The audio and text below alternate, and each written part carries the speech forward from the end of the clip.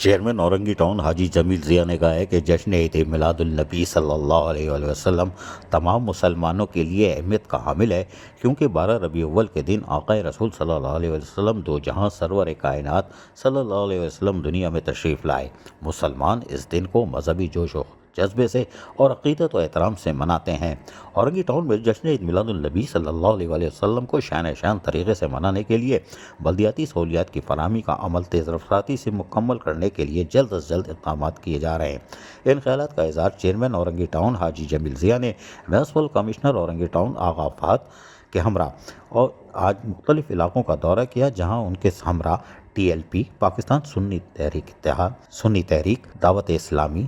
اور ضلع غربی کراچی کے عہدیداران اور تمام مقاماتی فکر کے علماء کرام کے ہمراہ جشن عید میلاد النبی صلی اللہ علیہ وسلم کے حوالے سے مساجد، مدارس، چھوٹے بڑے جلوس اور ریلیوں کی گزرگاہوں کا تفصیلی جائزہ لیا۔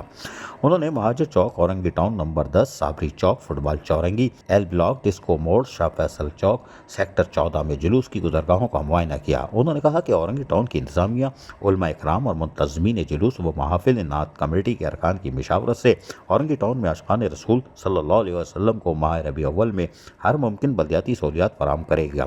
علماء کرام کو جشن ولادت صلی اللہ علیہ وسلم کے حوالے سے کی جانے والی تیاریوں سے آگاہ کرتے ہوئے بتایا کہ تمام مساجد و مدارس کے اطراف صفائی ستھرائی، روشنی کے خصوصی انتظامات کو تیز رفتاری سے مکمل کیا جا رہا ہے۔ جلوس کے راستوں پر گڑھوں میں گیڑا ڈال کر ٹریکٹر بلیڈ سے لیول کرنے کے ساتھ ساتھ اور مختلف مقامات پر جشن ولادت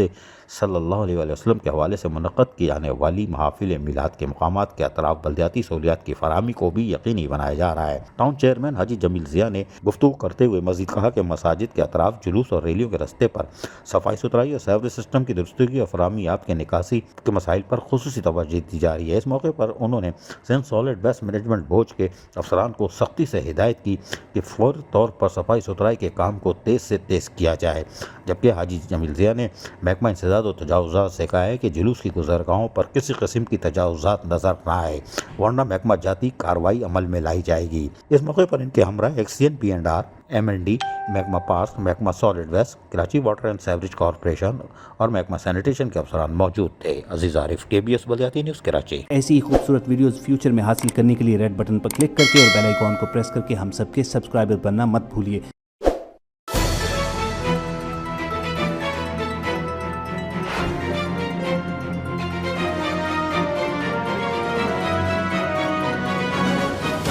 KBS بلدیاتی نیوز۔